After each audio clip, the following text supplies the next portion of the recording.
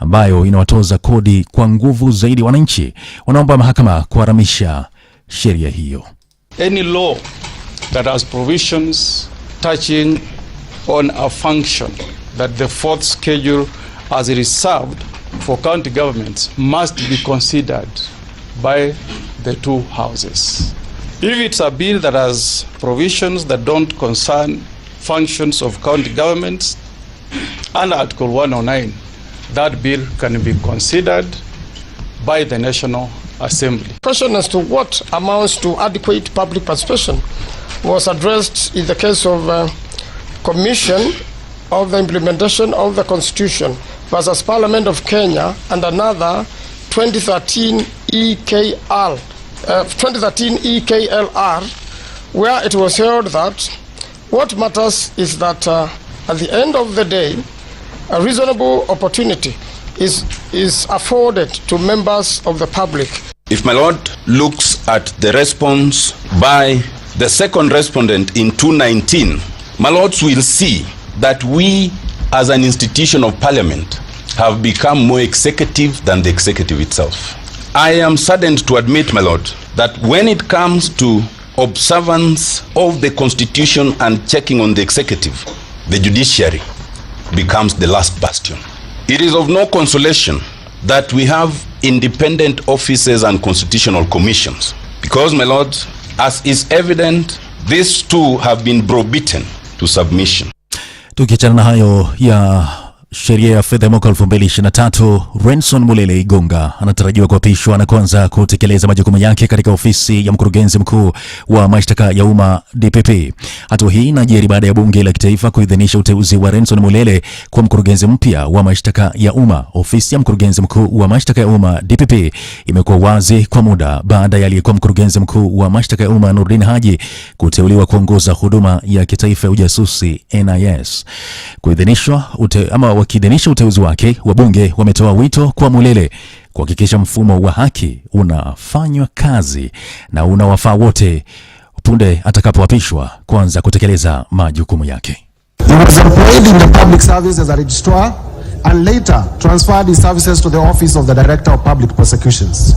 Currently, he is the man in charge of the office of Director of Public Prosecutions in Northeastern Province. To work not to secure convictions, but to work to secure and guarantee justice to the people of Kenya. Sometimes a prosecutor would want to do a very good job, but he's constrained in many ways by the kind of very lackluster and very permissive manner in which we have approached some of our things, and including in the Constitution right now. He is succeeding an individual who has performed extraordinarily well.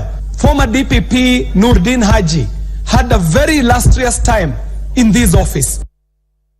Na waziri wa usalama wa ndani wa taifa Kithure Kindiki ametaka kuangaziwa upya kwa sheria inayotoa idhini ya ukusanyaji wa data kwa Kenya pamoja na ile ya kuangazia uhalifu wa mitandaoni.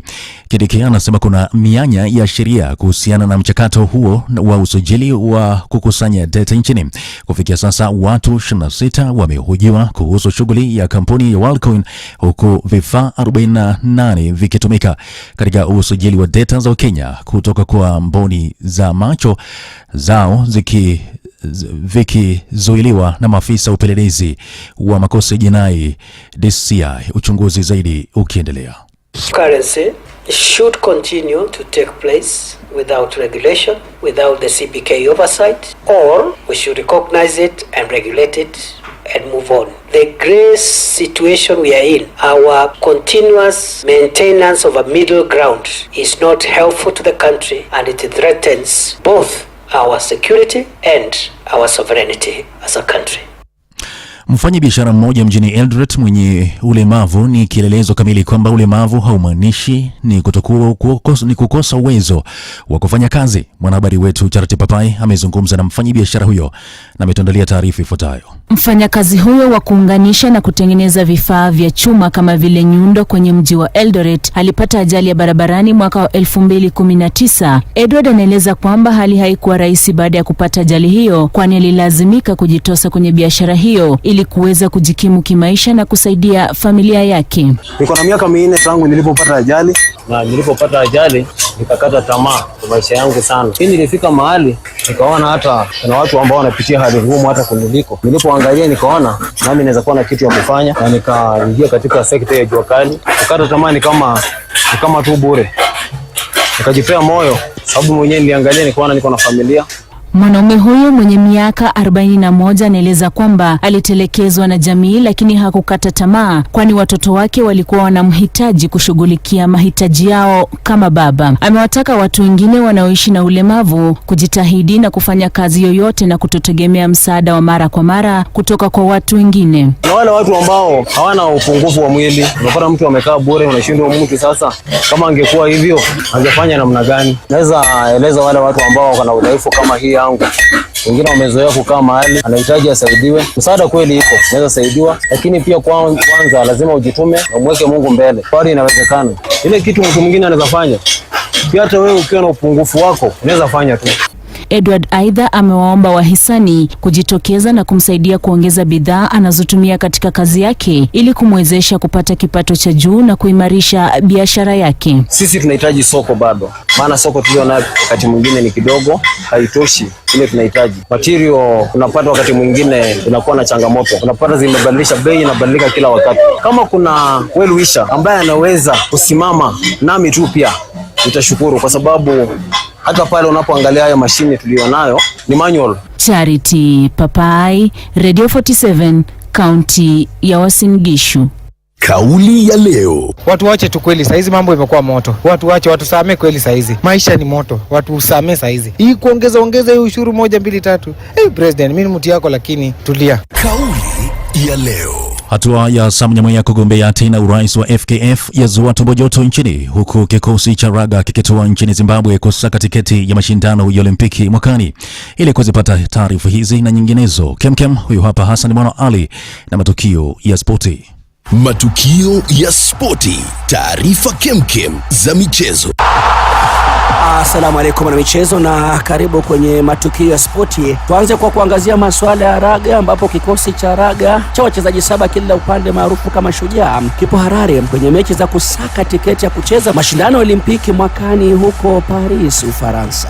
Kabla ya kuondoka, mwenyekiti wa chama cha raga nchini Sasha Mutai alikuwa na kauli hii. We are ready and I'm actually primed and ready to win in Harare. It's a transition time for Kenya Sevens. We have got 6 debutants and 6 experienced players, but they're all young. So we're in a good place right now as Kenya Rugby Union. The team is in high spirits. They've been prepared really well. And these are the best players right now that we can put onto the pitch.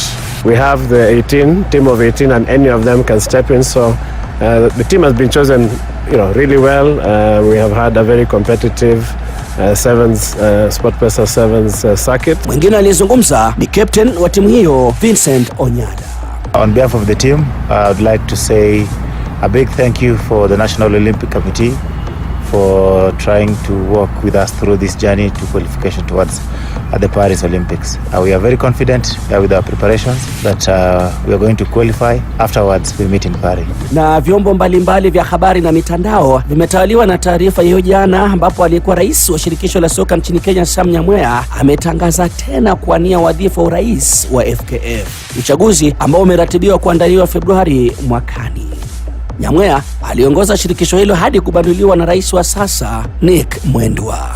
Nje ya mipaka ni kwamba mshambulizi Brazil, tunamzungumzia Richarlison, anarejea England kwa timu yake ya Spurs na amesema kwamba atahitajia tiba ya kisaikolojia. Richarlison alijiunga na Spurs kwa kima cha pauni milioni 60 na kwenye mechi 40 amefunga magoli 4 pekee. Majuzi kwenye mechi ya kimataifa ambapo timu yake ya Brazil ilipiga Bolivia 5-1, Richarlison alipumzishwa kwenye mchuano huo. Shajara ya baadhi ya mechi mbalimbali zitakazochezwa leo hii kwenye majira ya saa 3:30 huko Ujerumani, Bundesliga. Harry Kane, baada ya kuiongoza England kwenye mechi mbalimbali za kimataifa, anatarajiwa kuiongoza timu ya Bayern dhidi ya Bayer Leverkusen. Huko Hispania, saa 4 usiku itaandaliwa mechi moja ambapo Rayo Vallecano itacheza dhidi ya Deportivo Alaves. Na huko Ufaransa, Kylian Mbappe anatarajiwa kuongoza mabingwa watetezi wa Liga PSG watapocheza dhidi ya Nice. Tukome hapo kwa sasa. Mimi ni Hassan Mwana wa Ali na kutakia Ijumaa mabruk, maana hapa ndipo Hayo yamekuwa matukio ya spoti, taarifa kemkem za michezo. Fahamu majina. Kalenjin ni Ropta, Chebet ni aliyezaliwa mchana. Mchana kwa Kikalenjin ni Bet na kuleta jina Chebet.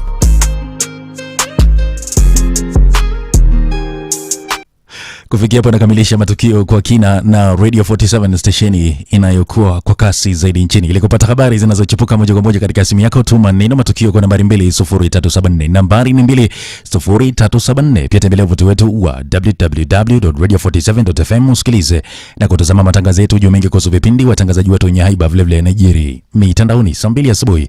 Ni matukio zaidi kwa fupi. Jina langu ni Edwin Simiyu. Naipenda sana hiyo segment Edwin Simiyu katika taarifa zako za habari ya kutufunza lugha tofauti. Fahamu majina. Siku ya kufahamu majina. Napenda sana jinsi anavyoeleza. Sikuwa najua majina kama haya ya Kikalenjin yana maana gani. Inaleta picha nzuri sana. Naipenda sana. Inanifunza mengi sana. Kama Cheropu inamaanisha kwamba nafikiri alizaliwa wakati wa mvua. Na mimi nilikuwa nafahamu ile ya crop. Ya crop. Crop ni wakati wa mvua, ni kama Wafula kwa Kiluya. Ndio. Kibukusu. Na unajua Afrika nzima na Kenya nzima generally watu wote wamezaliwa na kulingana majina mengi yanahusu na nyakati na misimu. Majina mengi hata Kitaita. Ona kama Kitaita utasikia Mwavua. Ni Mwavua ni kumaanisha huyu ni jamaa ambaye alizaliwa wakati wa mvua. Lakini ile wala nchatiza kidogo ni Mwachofi. Maana unajua kwetu kule Taita chofi ni pombe. Sasa sijui huyu Mwachofi alizaliwa wakati wa watu wakipiga mtindi sana. Ama babake alikuwa anapiga mtindi. Hiyo kidogo ndio. Lakini Mwadime inamaanisha kwamba alizaliwa wakati wa mchana. Ni kama Mwakio alizaliwa usiku. Ni kama kwa Kimarakwet. Yes. Murkomen. Ndio. Murkomen inamaanisha nini? Wakati wa pombe. Wakati wa pombe. Jaribu kusema nini kuhusu waziri wako jamani. Hapana. Sijafurahia sana hiyo. Mbona umeleta Murkomen katika huo mjadala? Mmesema pombe Mwachofi. Ni kama kwa Western magharibi ni Wamalwa. Wamalwa. Wamalwa ni Mwachofi. Kamalwa. Yani pombe. Kamalwa. So Wamalwa ni pombe So Wamalwa. Sawa na Murkomen. Wamalwa, Murkomen, Mwachofi. Wote ni pombe tu. Wote ni pombe. Asante sana Simiyu jamani kwa taarifa za habari.